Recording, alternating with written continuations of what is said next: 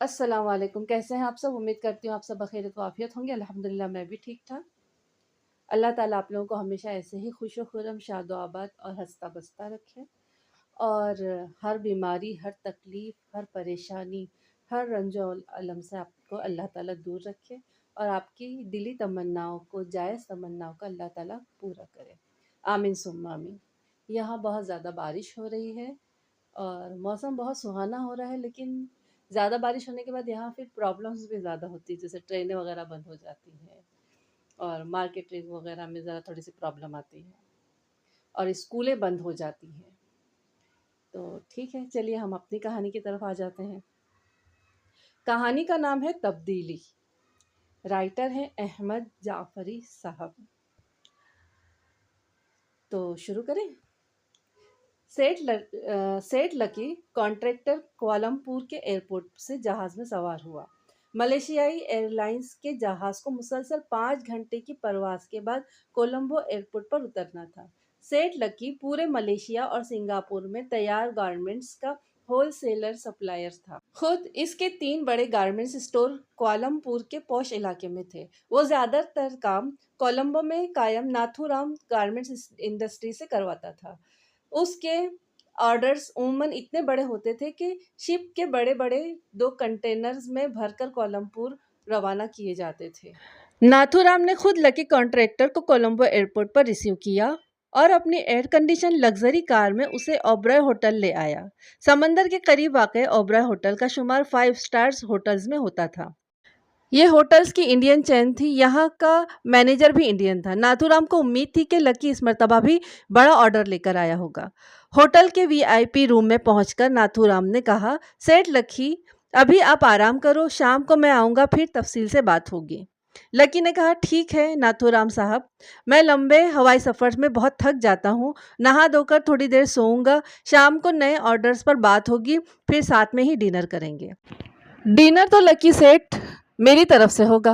मैं आपको अपने रेस्टोरेंट ले जाऊंगा जहां पर डिश हलाल आइटम की होती है और बहुत टेस्टी भी होती है। आपको बहुत पसंद आएगी, आप उसे बहुत पसंद करोगे। लकी कॉन्ट्रैक्टर मजहबन पारसी था, लेकिन हमेशा हलाल डिशों को तरजीह देता था। वो मलई, तमिल और हिंदी ज़ुबान रवानी से बोल सकता था। इंग्लिश बोलने में उसका कोई जवाब ही नहीं था। उसकी तमाम तालीम लंदन में हुई थी।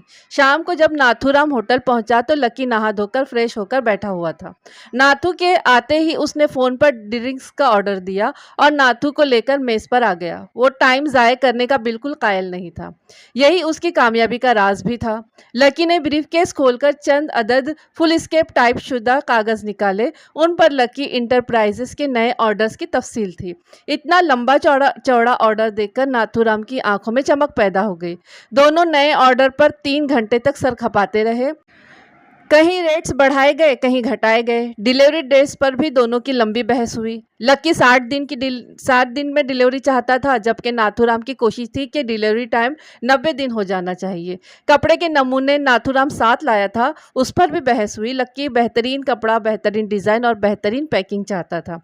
लकी के ऑर्डर में 10-10 हज़ार जोड़े बच्चों के, उम्र 3 साल, 6 साल, 10 साल और 12 साल, बड़ों के भी 10-10 हज़ार जोड़ों का ऑर्डर था। फिर लेडीज़ के लिए स्कर्ट, ब्लाउज़ मुख्तलिफ़ किस्म के और मुख्तलिफ़ साइज़ के।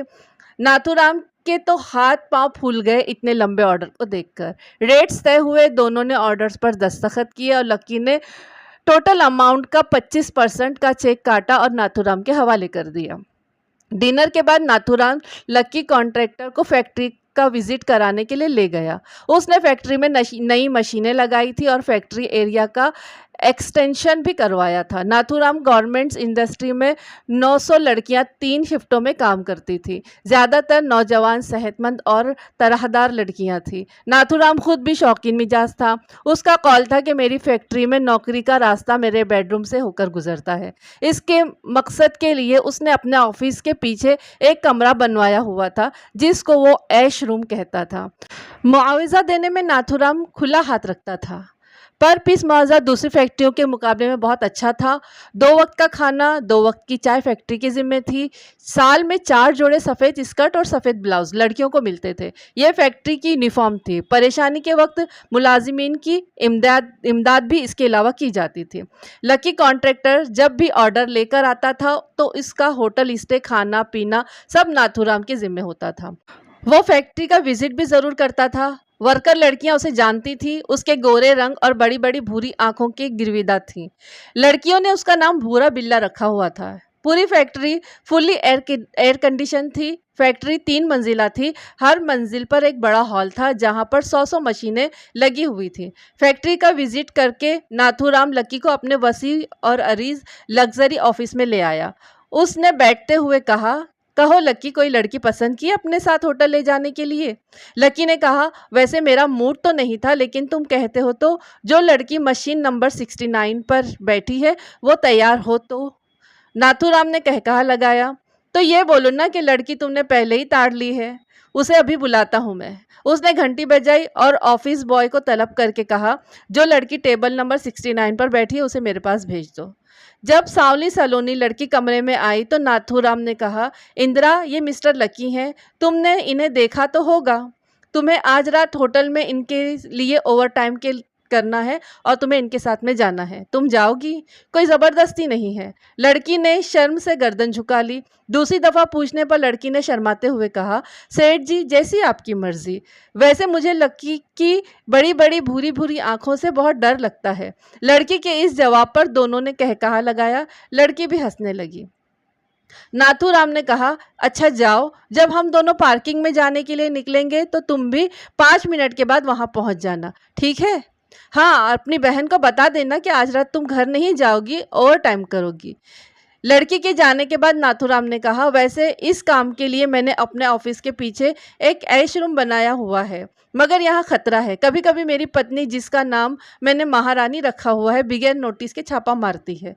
मगर मैंने भी पक्का इंतजाम किया हुआ है। जो ही महारानी की गाड़ी गेट में दाखिल होती है, वहाँ गार्ड एक बटन पुश कर देता है और मैं यहाँ ऐश रूम में लाल बत्ती जलने से समझ जाता हूँ कि महारानी आ गई है और मैं फ़ौरन लड़की को चलता करके अपनी सीट पर वापस आकर बैठ जाता हूँ।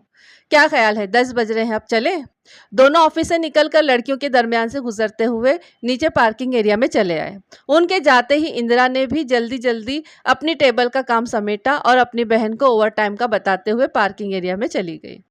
लकी दूसरे दिन कोलमपुर के लिए रवाना हो गया। उसी शाम के वक्त एक लड़की, जिसका नाम पूजा था, नाथूराम के ऑफिस में दाखिल हुई। उसने सामने रखी हुई कुर्सी पर बैठते हुए कहा, सेठ, आपको मालूम है कि मेरा पति चलने फिरने से माजूर है, कोई काम भी नहीं करता। मेरी माताजी भी अक्सर बीमार रहती हैं। बड़ी मुश्किल से गुजारा हो रहा है। सेठ, तुम मेरी छोटी बहन को नौकरी दे दो। नाथूराम ने बड़े गौर से पूजा को देखा। तुम्हारी बहन की उम्र क्या है? उसको सिलाई का कुछ काम आता भी है या नहीं? सेठ, वो 16 साल की है, उसका ब्याह अभी नहीं हुआ है। घर में सिलाई वगैरह का काम करती रहती है। यहाँ भी मैं उसे गाइड करती रहूंगी। नाथूराम ने एक सिगरेट सुलगाकर लंबा कश लिया। पूजा, तुम्हें मालूम है कि मेरी कंपनी में नौकरी करने के लिए मेरी क्या शर्त है? यहाँ नौकरी का रास्ता मेरे बेडरूम से होकर गुजरता है। जी सेठ, मुझे मालूम है। मैं ये शर्त अपनी बहन राधा को बता दूंगी। क्या करें सेठ, नौकरी तो करनी ही है। अच्छा, तुम जाओ, कल सुबह अपनी बहन को लेकर आ जाना। पहले मैं उसका इंटरव्यू करूंगा, फिर बात आगे बढ़ेगी। पूजा जी अच्छा कहते हुए कमरे से निकल गई।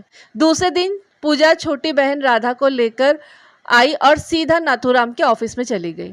राधा भरे भरे जिस्म की खूबसूरत लड़की थी। नाथूराम ने कुछ सवालात राधा से किए, फिर पूजा से बोला, पूजा, अभी तुम इसे किसी खाली जगह मशीन पर बिठाओ और अपने कुछ कपड़े सीने के लिए दे दो। मैं भी देखूं कि इसे क्या आता है। मैं इसका काम 1 हफ्ते तक देखूंगा, फिर इसे पक्की नौकरी का लेटर इशू करवा दूंगा। तुमने इसे मेरी शर्त तो बता दी है ना? हाँ सेठ जी, बता दी है, ये तैयार है।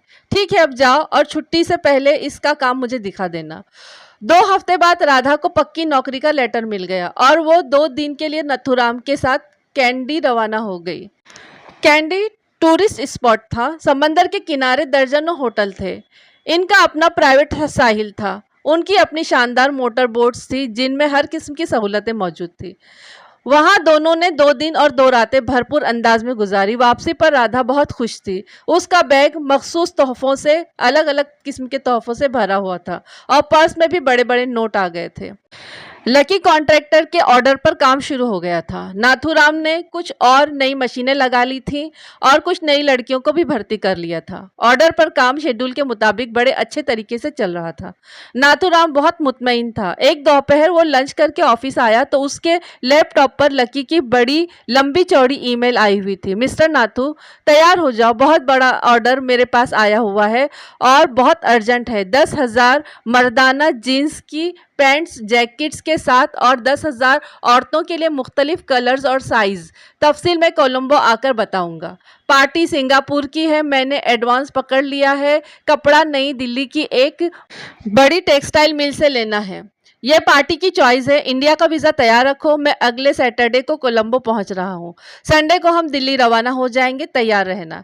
हे भगवान, ये लकी तो बहुत तेज दौड़ रहा है, नाथूराम ने सोचा और इंडिया के वीज़े के लिए कार्रवाई शुरू कर दी। जुमे की रात नाथूराम ने अपनी पत्नी महारानी को बताया कि वो लकी के साथ इतवार की सुबह कुछ दिनों के लिए दिल्ली जा रहा है। ये सुनकर महारानी कुछ देर सोचती रही, फिर बोली, ये तो बहुत अच्छी बात है। जाते समय मैं तुम्हें एक लिफाफा दूंगी, उसमें $500 होंगे। ये लिफाफा तुम बड़ी एहतियात से निज़ामुद्दीन औलिया साहब को पहुंचा देना। ये एक किस्म का डोनेशन है। नाथूराम ने हैरत से कहा, ये निज़ामुद्दीन औलिया साहब कौन है?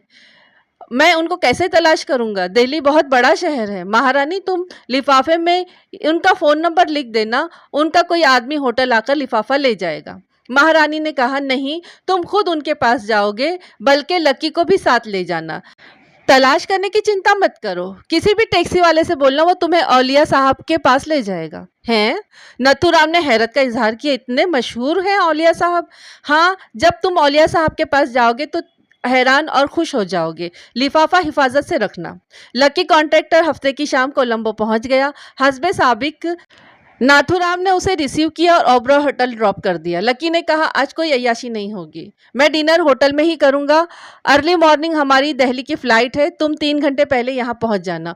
Okay mister Nathuram. Air India की परवाज़ ने शाम 4 बजे दिल्ली के इंदिरा गांधी एयरपोर्ट पर लैंड किया। जब वो एयरपोर्ट से बाहर निकले तो कपड़े की मिल का एक आदमी उनके नाम का डिस्प्ले कार्ड लिए हुए बाहर खड़ा था। दोनों उसके पास पहुँच गए और अपना तारुफ करवाया। उसके साथ एक स्मार्ट सा नौजवान भी था। उसने कहा, मैं दुज्जा साहब यानी मिल के मालिक का बड़ा बेटा विजय हूँ। मैं आपको दिल्ली में वेलकम करता हूँ। आपके कमरे होटल एम्बेसडर में रिजर्व हैं, हम वहीं चलकर बात करते हैं।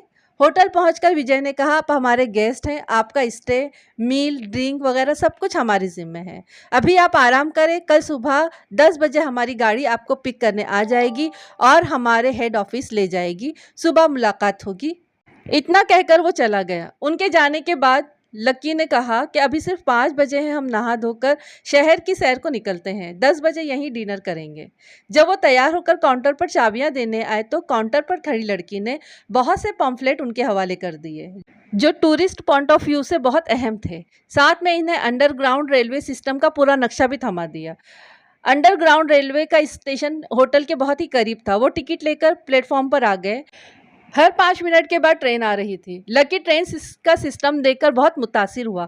यहाँ का सिस्टम लंदन के ट्यूब अंडरग्राउंड नेटवर्क की तरह ही था, उससे कुछ कम नहीं था। नाथूराम पहले भी कई मरतबा दिल्ली आ चुका था। उसकी पत्नी दिल्ली की ही रहने वाली थी। नाथूराम लकी को इस इलाके में ले गया जहाँ बड़े बड़े शॉपिंग मॉल्स थे।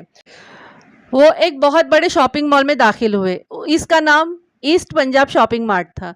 यह काउंटर्स पर ज़्यादातर सेल्स गर्ल्स थी। वो सब हल्के गुलाबी रंग की मिनी साड़ी में थी। ये शायद मार्ट का यूनिफॉर्म था। मिनी साड़ी नाव के नीचे बांधी जाती है और उसका ब्लाउज बहुत छोटा होता है। अजीब मशहूर कुन नज़ारा था। तमाम लड़कियां गोरी और सेहतमंद थी। पंजाबी हुस्न हर तरफ जलवा दिखा रहा था। नाथूराम की नीयत ख़राब हो रही थी, मगर लकी ने मना करते हुए कहा, पहले काम फिर आराम और फिर आराम के साथ हर काम। शहर के कुछ और इलाके देखकर वो 10 बजे होटल आ गए। नाथूराम ने कहा, लकी, आज मैं तुम्हें यहाँ की खास डिश थाली का डिनर कराऊंगा, तुम बहुत इंजॉय करोगे। होटल के डाइनिंग हॉल में इन्हें थाली का डिनर सर्व किया गया। एक बड़ी गोल थाली में बहुत सी छोटी कटोरियाँ थी।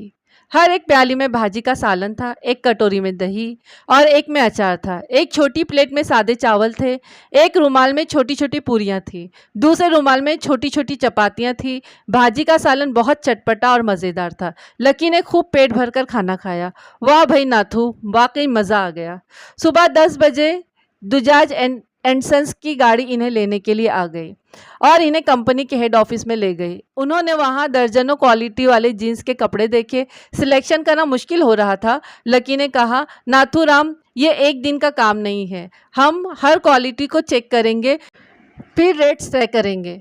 उनके पास तैयार पैंट्स जैकेट्स के नमूने भी होंगे, उनको भी देखना होगा। विजय उनको उसी बिल्डिंग में बने अपने एक शोरूम में ले गया जहां दर्जनों लकड़ी के बने मर्दाना और जनाना मुजस्समे थे जिन्होंने जीन्स की पैंटें और जैकेट्स पहनी हुई थी। लकी और नाथूराम ने घूम फिर कर हर मुजस्समे का बगौर जायजा किया और मुआयना किया और कुछ बातें डायरी में नोट की। लकी ने कहा, आज हम तुम्हारी कंपनी के कपड़ों के नमूने की फाइल साथ ले जाएंगे। होटल में हम दोनों नमूनों को अच्छी तरह चेक करेंगे और सिलेक्शन फाइल करेंगे। कल रेट शिपमेंट डिटेल्स तय करके परसों हम कोलंबो रवाना हो जाएंगे।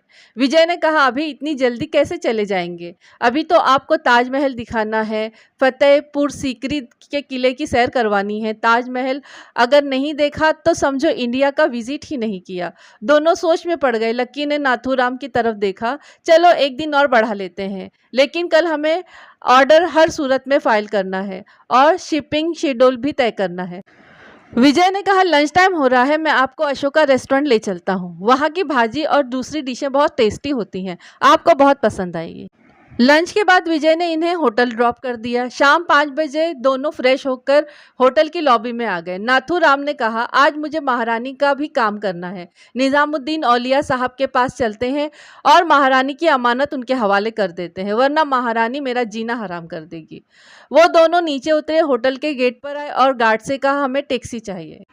गार्ड ने गर्दन में पड़ी हुई विसल जोर से बजाई तो लाइन में खड़ी हुई टैक्सियों में सबसे आगे वाली टैक्सी स्टार्ट होकर उनके सामने आकर रुक गई। ड्राइवर सिख था। नाथूराम ने कहा, हमें निजामुद्दीन औलिया साहब के पास जाना है, तुम ले चलोगे? जानते हो तुम उन्हें? ड्राइवर ये सुनकर दरवाज़ा खोलकर बाहर निकल आया। उसने हाथ बांधकर बड़े अदब से कहा, आप औलिया सरकार के मेहमान हैं, पधारिए महाराज, मैं बड़ी खुशी से आपको वहाँ ले जाऊंगा। टैक्सी होटल से निकल के पुरानी दिल्ली के सड़कों पर दौड़ने लगी। ड्राइवर ने बैक व्यू ग्लास एडजस्ट करके इन दोनों को बड़े गौर से देखा। आप दोनों मुझे मुसलमान तो नहीं मालूम पड़ते? नाथूराम ने कहा, हाँ मैं हिंदू हूँ, ये मेरा दोस्त पारसी है। क्या औलिया साहब सिर्फ मुसलमानों से ही मिलते हैं? ड्राइवर हल्के से हंसा।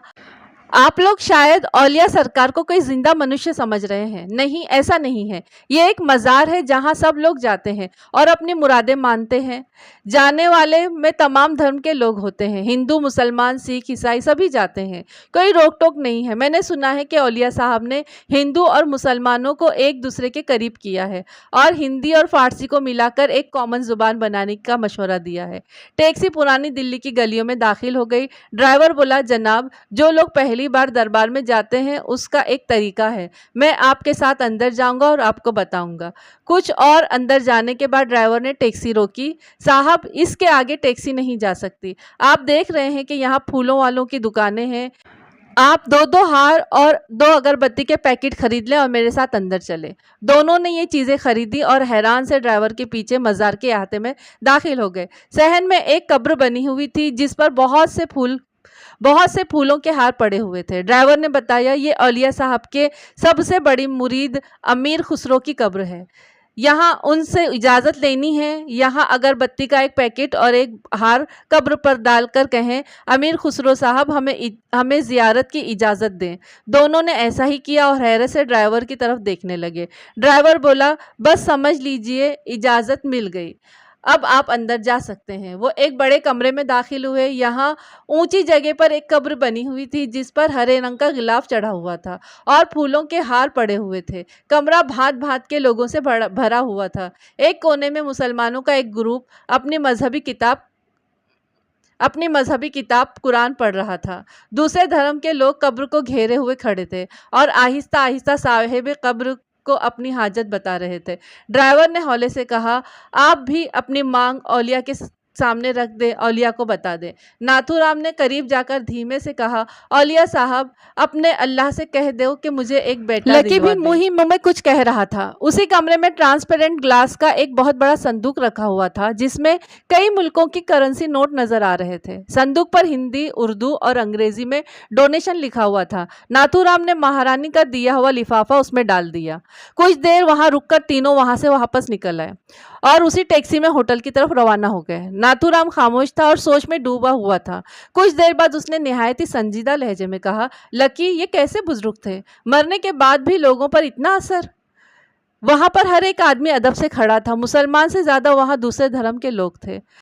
वो 2 दिन और दिल्ली में रहे। ऑर्डर फाइनल करने के बाद एक दिन उन्होंने ताजमहल और फतेहपुर सीकरी की सैर में गुजारा। नाथूराम कोलंबो पहुंचकर कुछ खामोश खामोश सा रहने लगा था।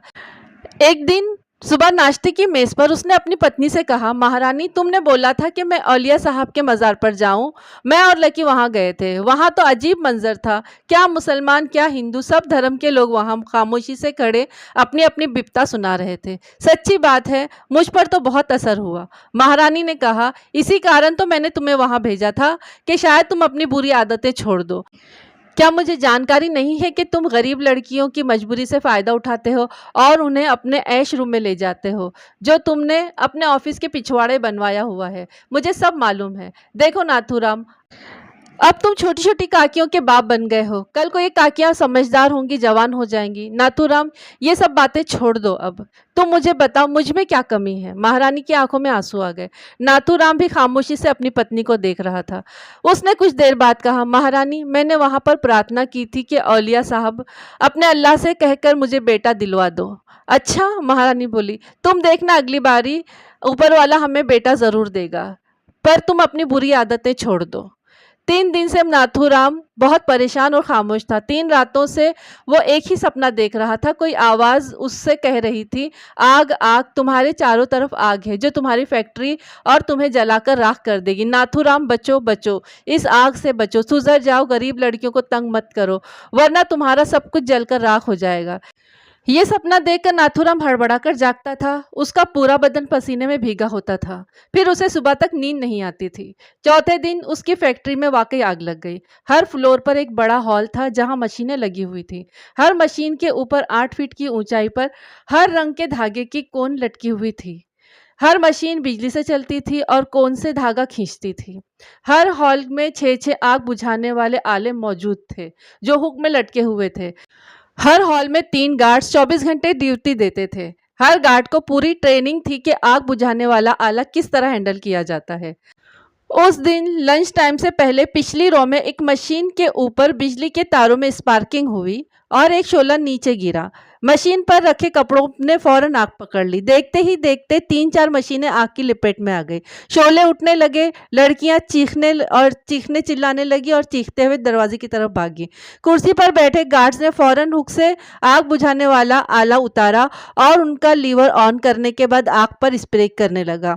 दूसरा गार्ड भी आ गया। उसने दूसरा आला उतारकर स्प्रे करना शुरू कर दिया। जल्द ही शोले मान पड़ गए। सिर्फ धुआं उठ रहा था।